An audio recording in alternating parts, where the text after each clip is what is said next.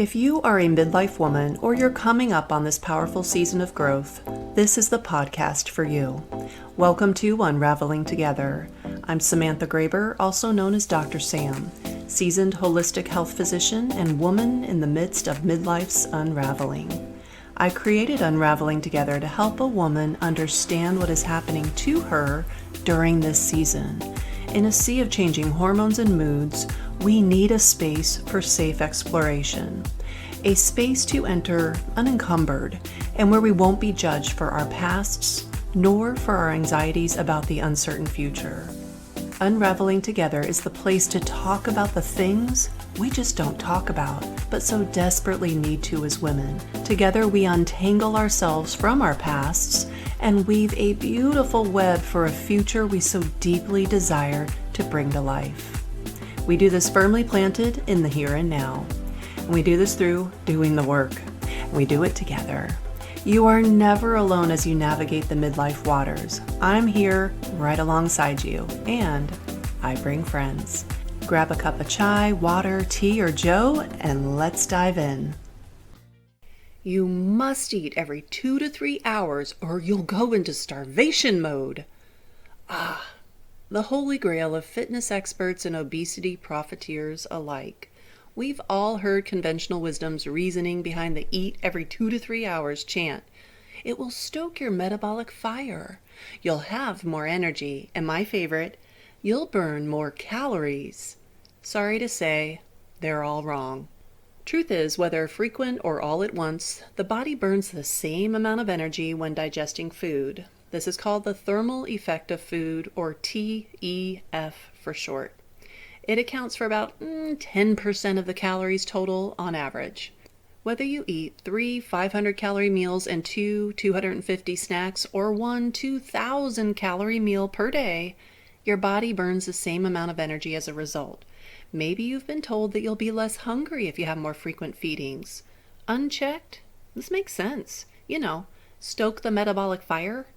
But this is simply not true. Now, what is true is that we are actually conditioning our body to want food at certain increments, on a schedule of sorts, by feeding it so often.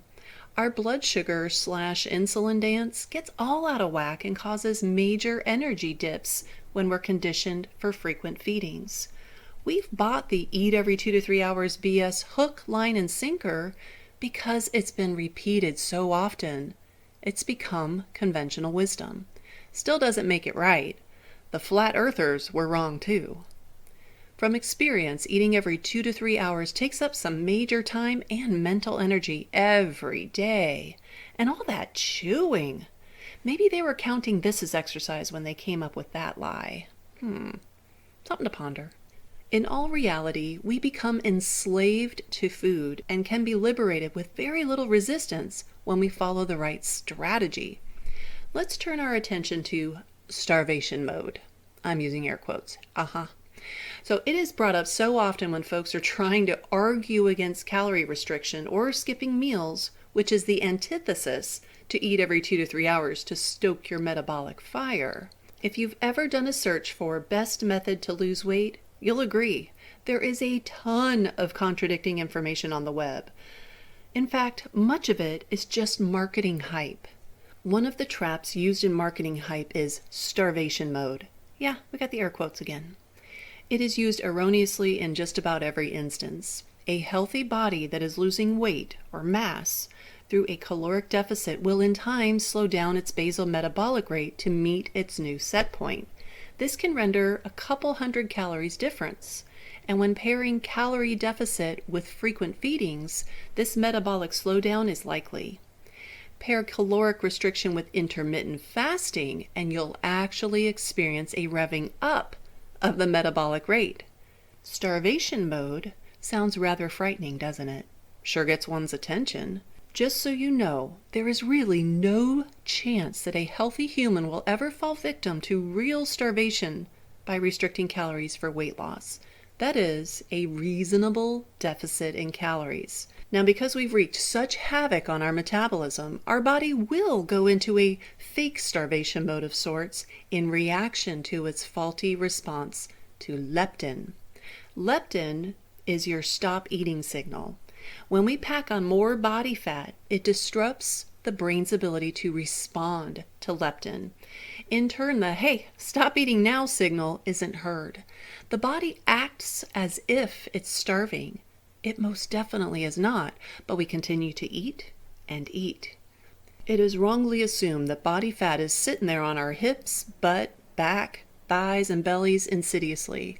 Nothing could be further from the truth. It paves a path of destruction with inflammation as the glue holding it all together. Body fat is the cellular equivalent to a signal jammer. The biggest concern with starvation mode is the loss of lean muscle tissue for the purpose of creating glucose for the brain's use. The brain requires a minute amount of glucose for some of its functions when our primary fuel is fat. Your brain will signal for some glucose here and there, and your body will happily provide it from its ample stores, and you'll not even notice one bit. It happens in the background and is nothing to fear. If you believed the hype, you'd think your brain was an energy hog and would sacrifice your precious lean body mass for its greed. It doesn't happen that way. The process is gluconeogenesis, and it is a demand-driven process, meaning only if you are completely devoid of any other source of glucose and you are still a sugar burner, will you break down certain amino acids into glucose. But only when your body is under severe stress, like running a marathon, and justification enough to never do those things. All kidding aside, though I am really not kidding. The cool thing is that when you are a fat burner and fat adapted, you have little to no need to concern yourself with this process. It is estimated that even a thin person has up to 40,000 calories readily available in their body's fat stores. The average muscle and liver glycogen stores, which is stored glucose, is only about 2,000. Therefore, sugar burners only have access to the 2,000 calories in glycogen. Those who are fat-fueled have ready access to the 40,000 plus.